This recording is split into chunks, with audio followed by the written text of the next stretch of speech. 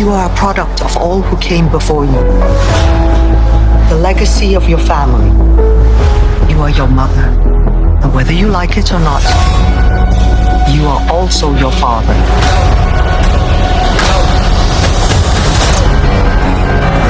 I told my men they wouldn't be able to kill you if they tried.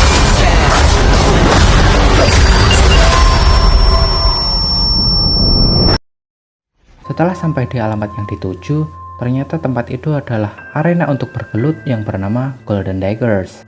Dan karena dah viral lewat deep web, Shang-Chi pun ditantang untuk bergelut di kelas berat dulu kalau mau bertemu dengan adiknya. Lah, ternyata dirinya akan melawan adiknya sendiri yang bernama Shanling. Karena tahu itu adalah adiknya, dirinya pun mengalah dan rela dipukuli oleh adiknya yang sakit hati setelah mengingat kalau dirinya ditinggal sang kakak sepeninggal ibunya.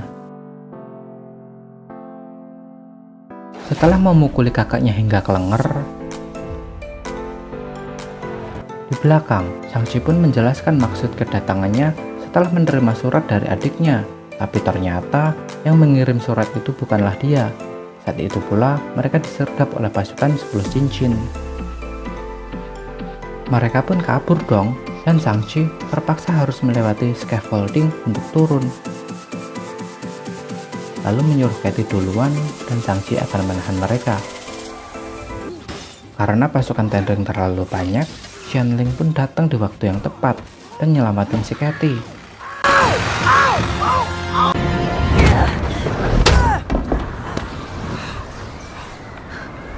Dan tiba-tiba, orang bertopeng yang melatih Shang-Chi bela diri dulu pun datang dan langsung mengambil kalung Shanling. Melihat hal itu, Shang-Chi langsung ngejar dong.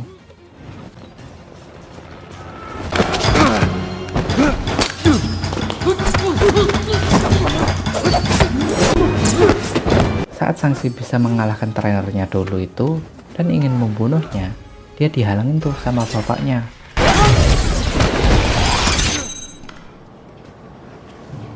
Dan setelah menjelaskan maksud dirinya mengambil kalung anak-anaknya, dia pun mengajaknya pulang. Shanling menceritakan perjalanan hidupnya ke Katie. Dan Shang-Chi terlihat sedang mengenang masa kecilnya di kamarnya. Saat makan malam, ayah ngenalin dirinya yang bernama Wenwu kepada Katie. Dan nyeritain betapa berharga banget sang istri baginya, sehingga dia mampu meluluhkan dirinya yang dikenal terobsesi dengan kekuasaan. Dan sekaligus dia menceritakan kalau belakang ini tuh dia seperti dipanggil oleh ibu mereka yang dia kira sedang dihukum karena telah menikah dengan pengendali 10 cincin. Suara panggilan itu mengarah ke sebuah gerbang misterius di desa Talo. Maka dari itu, Wenwu mengajak anak-anaknya untuk membantunya. Dengan leontin kalung Shang-Chi dan adiknya, muncullah peta air yang mengantarkan mereka langsung ke pintu masuk desa Talo. Tapi karena Shang-Chi percaya bahwa ibunya telah meninggal dengan tenang, Wenwu yang geram pun langsung mengurung mereka. Di dalam kurungan, mereka bertemu dengan seorang pria yang dikurung juga. Dia adalah Trevor, seorang pria yang ditawari menjadi artis, tapi malah dijadikan teroris untuk meneror Amerika. Yang mengejutkan lagi adalah, tiba-tiba muncul binatang aneh, berkaki 6, berbulu lebat, dan bersayap, tapi malah gak punya muka. Hewan itu ternyata dari desa Talo, yang dinamai Morris dan menjadi teman Trevor. Dan anehnya, yang mengerti bahasa dari Morris hanyalah Trevor. Dan kini, Morris meminta agar diantar pulang oleh Shang-Chi, meski mengetahui kalau kemungkinan keselamatannya hanya kecil. Shanling yang pernah kabur pun masih hafal harus lewat mana, jadi gas kabur lagi deh. I get sick in the back. Classic. Di saat mereka mengambil mobil, mereka ketahuan tuh, dan mereka pun dikejar. Tapi sebagai mantan supir bus, gampang lah bagi Katie buat ngehindarin halangan dari pasukan Ten Rings. Access approved. Wenwu yang memantau mereka lewat CCTV pun memutuskan untuk menyiapkan pasukan untuk perang. Di perjalanan, yang dibantu dengan Morris sebagai GPS-nya, akhirnya mereka sampai di hutan rumput bambu. Ini adalah perbatasan dari dunia manusia dan desa Talo.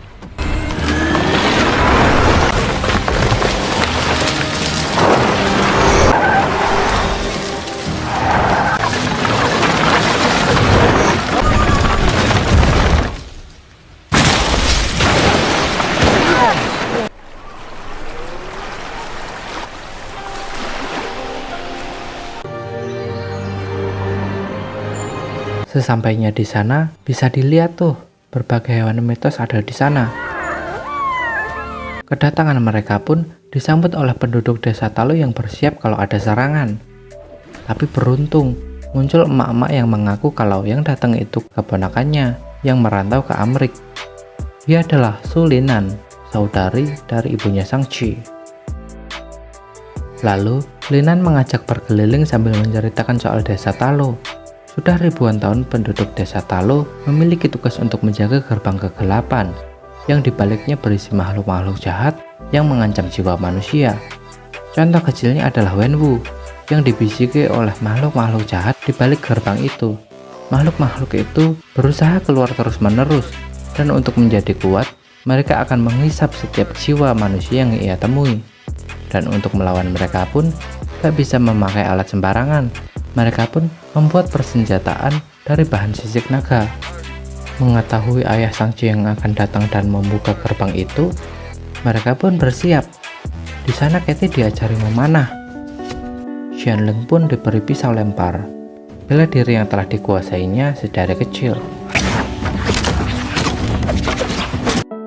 Dan Shang-Chi diajari ilmu bela diri yang berasal dari desa Talo, di mana dulu ilmu inilah yang dipakai oleh ibunya Shang-Chi untuk mengalahkan Wenwu.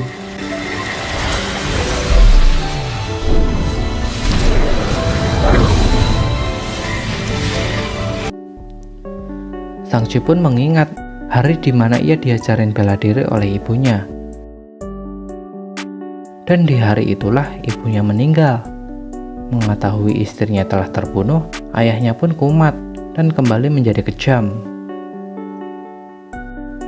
Dengan 10 cincin yang dipakainya kembali, Wenwu memperlihatkan kekejamannya di depan Shang-Chi kecil dan membunuh anak buah musuh yang membunuh ibunya Shang-Chi. Dan setelah ABG, ternyata Shang-Chi diutus oleh ayahnya untuk mencari dan membunuh bos musuh yang telah membunuh ibunya. Dan kini Shang-Chi sadar ternyata ayahnya lah alasan dibalik terbunuhnya ibu Shang-Chi. Fajar pun menjelang, pasukan Ten Ring datang dan ingin menyerang. Namun saat itu, dia diberi penjelasan agar dirinya sadar dan kembali ke jalan yang benar. Tapi, dasarnya batu yang berkepala manusia, mereka pun bergelut. Wenwu yang main nyelonong aja pun dihalangi oleh Shang-Chi, hingga dirinya pun disungkurin ke danau.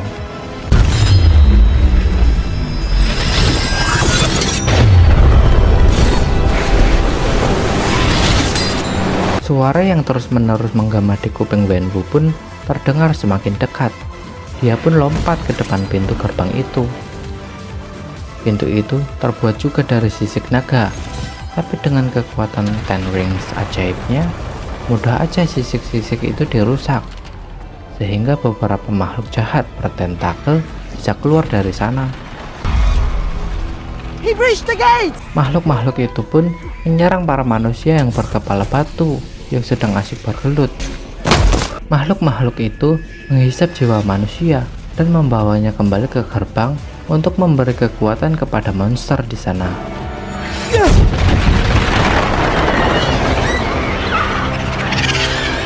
Dan sadar karena telah hadir musuh ketiga, pasukan Ten Rings pun bergabung dan membantu ngerjain PR penduduk desa Talo. Saat itu, Shang-Chi yang tenggelam pun tersadar setelah teringat ibunya dan muncul kembali bersama naga dari bawah danau.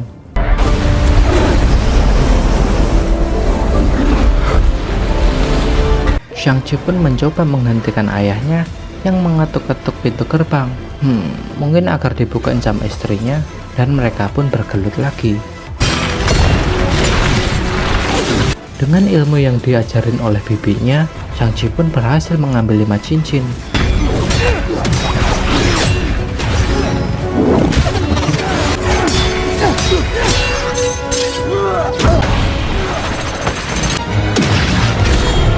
Dan bahkan kini dia mengendalikan 10 cincin.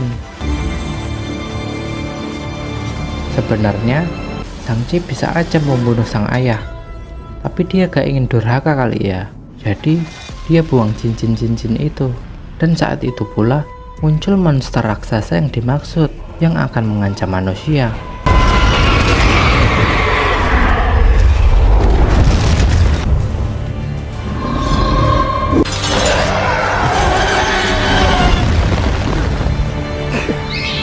Lalu 2 detik sebelum sakaratul maut, dengan segala penyesalannya, Wenwu memberikan 10 cincin itu kepada Shang-Chi. Dan dengan bantuan Shanling yang duduk di muka, mengendarai naga yang sedang menghalangi monster dengan cara membuatnya tenggelam ke danau. Tapi karena makhluk-makhluk yang kecil ini memberi protein humani, ya, hewani humani, monster ini semakin kuat dan malah berusaha menghisap jiwa sang naga pelindung.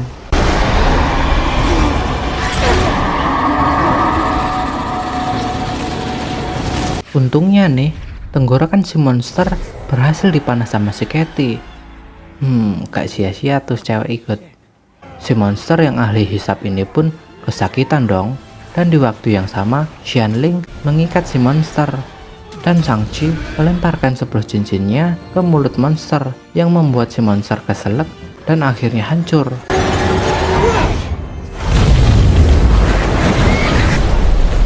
Lalu pergelutan pun berakhir. Di malam harinya, penduduk desa Talo mengadakan yasinan nih, sekaligus untuk mengenang jasa orang yang telah rela berkorban demi melindungi sesama. Setelah drama yang mendebarkan itu, Shang-Chi dan Katie menceritakan pengalaman mereka. Temannya yang mengira kalau mereka lagi ngehalu, langsung kaget pas tiba-tiba nongol seseorang dari portal. Dia adalah Wong. Kedatangannya adalah untuk mengajak mereka dan mau ngomongin soal cincin milik Shang-Chi. Ternyata di sana juga dihadiri oleh Bruce Banner yang sudah mulai sembuh dan berubah kembali menjadi manusia, dan Mbak Marvel via VC hologram. Di sana mereka lagi ngomongin tuh soal asal dari 10 cincin itu, dan ternyata saat Shang-Chi mengendalikannya, tak sengaja ngaktifin sinyal misterius yang terhubung ke dunia lain. Di sisi lain, Shanling terlihat sibuk dengan wirausaha ayahnya. Di sana dia melatih para karyawannya untuk belajar bela diri.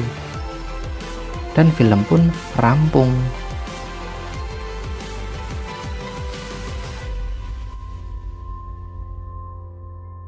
Wah, ada yang bisa nebak gak nih, kenapa pada saat Shang-Chi yang memakai 10 cincin itu malah muncul sebuah sinyal yang berasal dari dunia lain? Kan pas dipakai sama bapaknya selama ribuan tahun, malah B aja tuh. Tulis di komentar ya. Pelajaran yang bisa diambil dari film ini pastinya, janganlah kalian durhaka sama orang tua. Dan kalau diajarin hal yang gak bener sama ortu, ya jangan diturutin. Lalu jangan lupa bantu sahabat kalian kalau lagi ada problem. Akhir kata, gue mau ngucapin nih, terima kasih buat kalian yang udah bantu tekan tombol subscribe dan like di video ini. Semoga panjang umur, sehat dan bahagia selalu. Salam dari gue, Kyowo. Sorry. We make a good team.